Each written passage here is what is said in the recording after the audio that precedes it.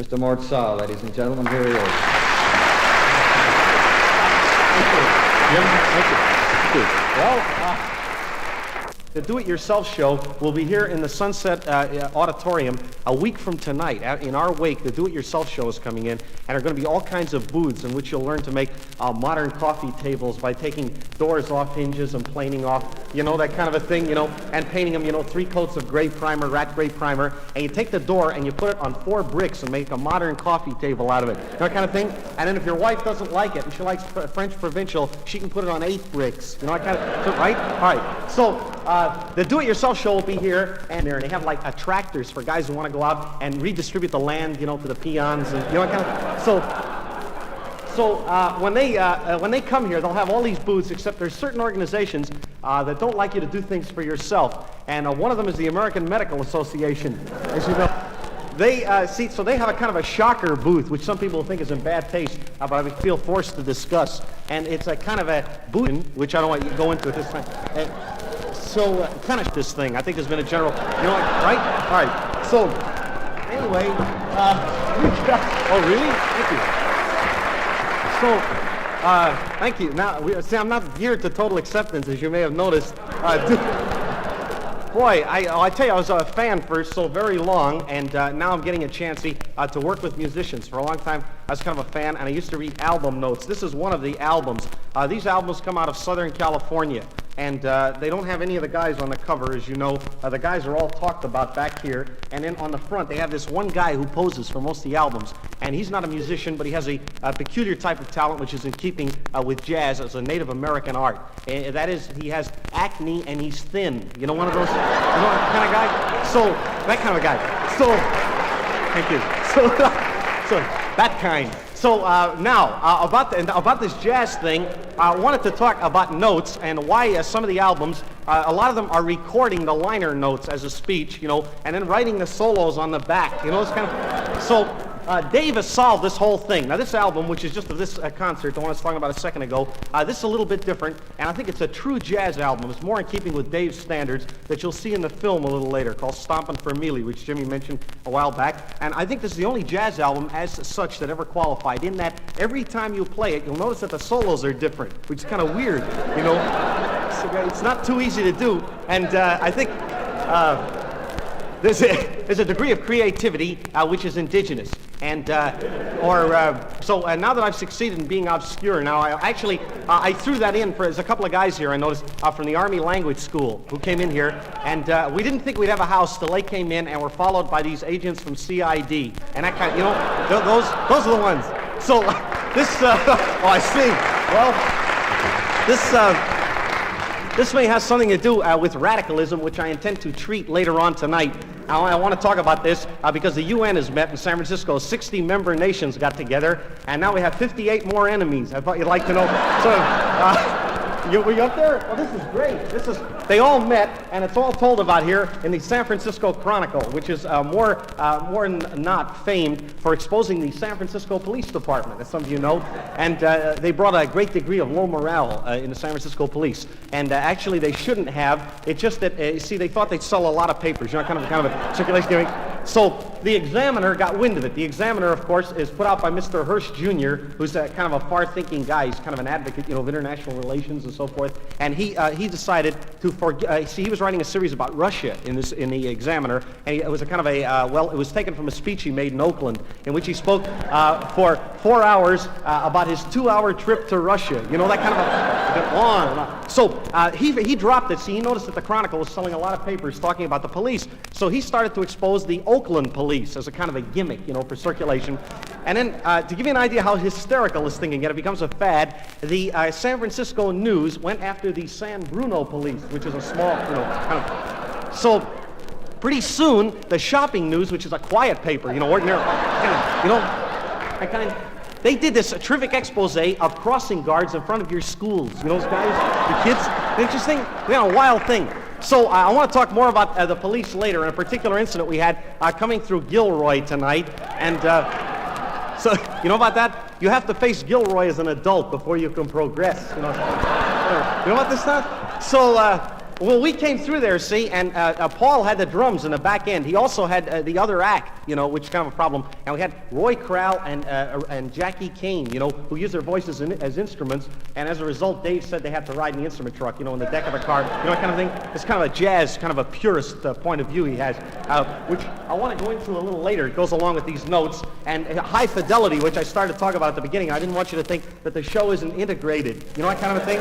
So I was talking about high fidelity at the beginning and contemporary people on the peninsula. Now, actually, the high fidelity situation the exposition is in a magazine called High Fidelity Magazine, which some of you may have gotten, and a lot of you wonder how they can go on talking about sound month after month.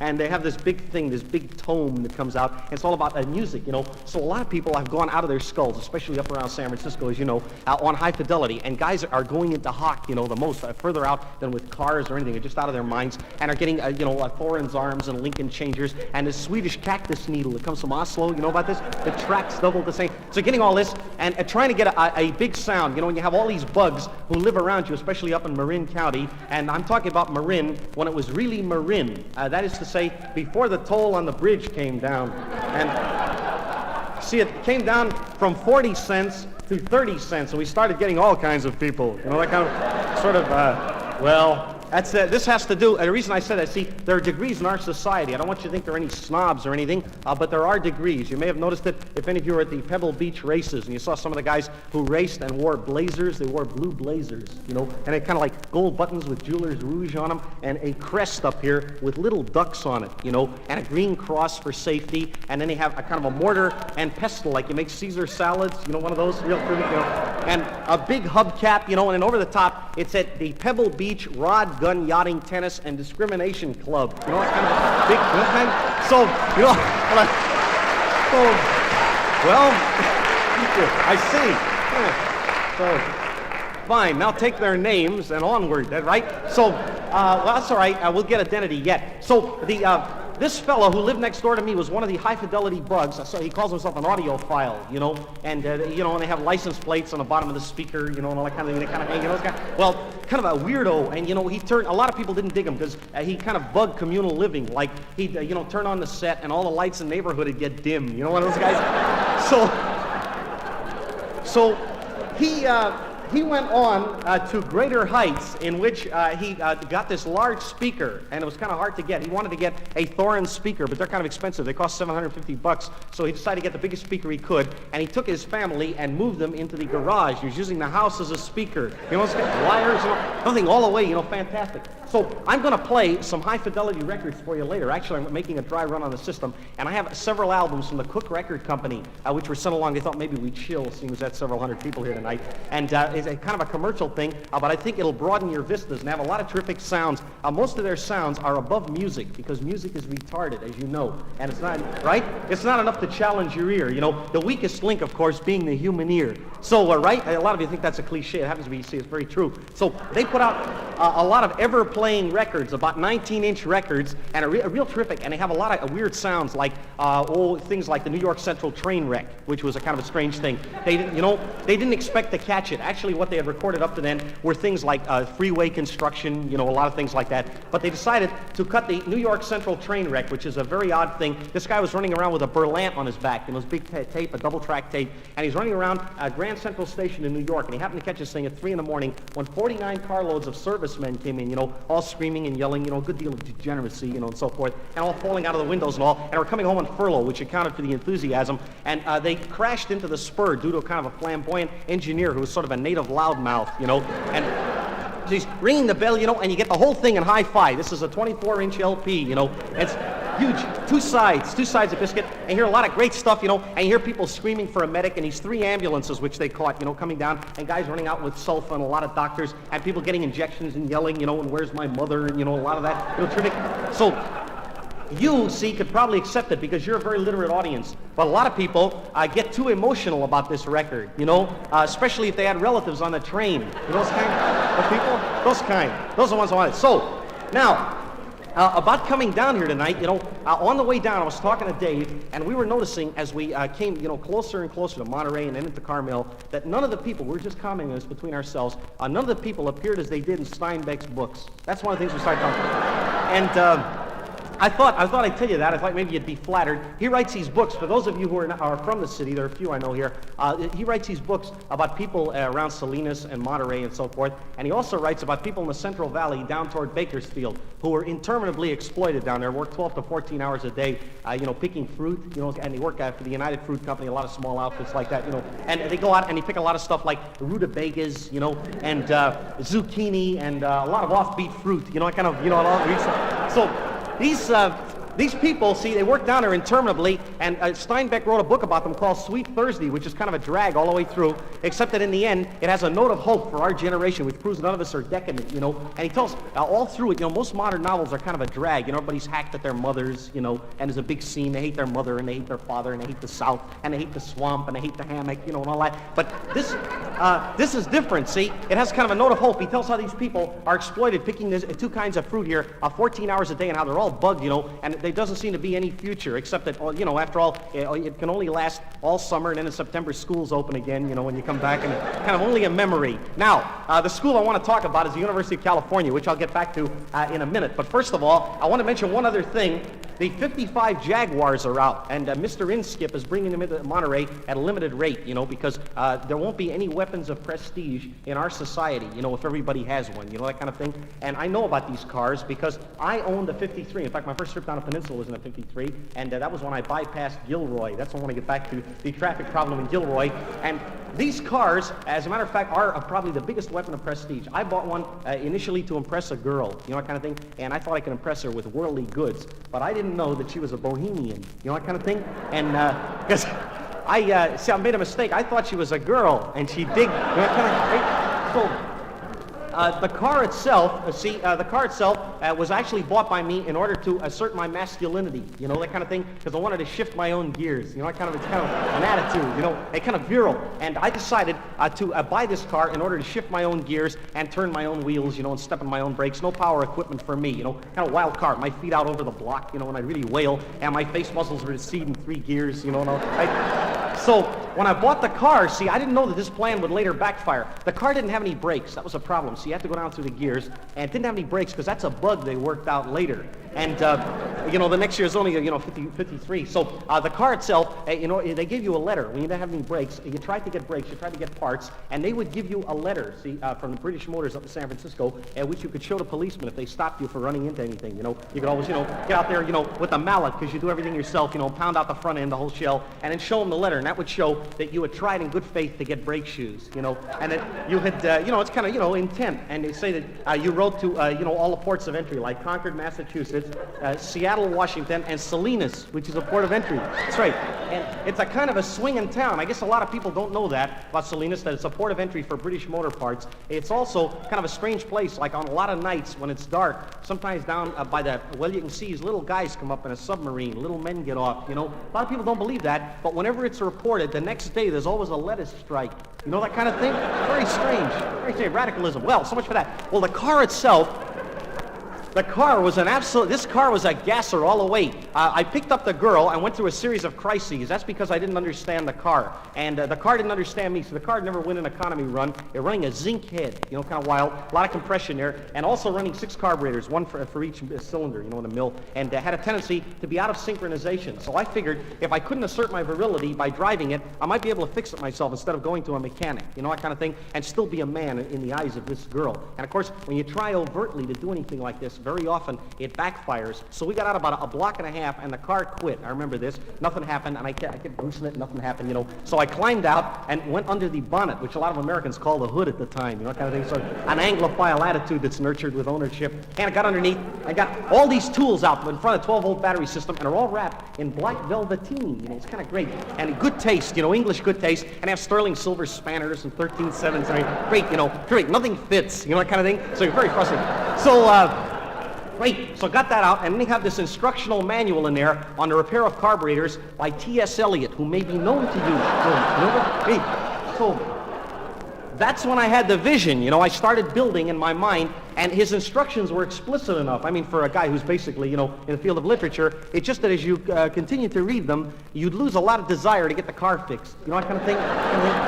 And like around 20 pages or so. And then after around 40 or 60 pages, you'd completely reevaluate, and you'd wonder, whether or not you wanted the car, and even whether or not you wanted the girl. It's kind of weird, strange, So I say, so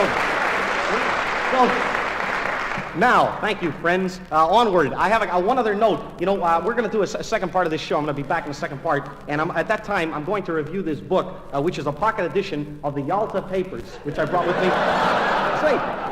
Great. I saw Dulles. I also saw the Russians, who were grim and foreboding, as might be predicted.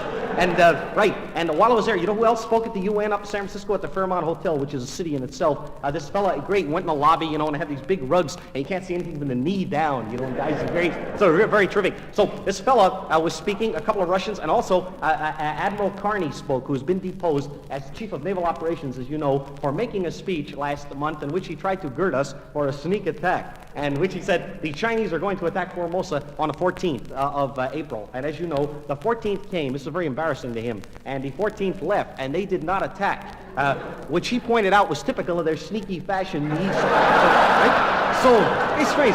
So, excuse me.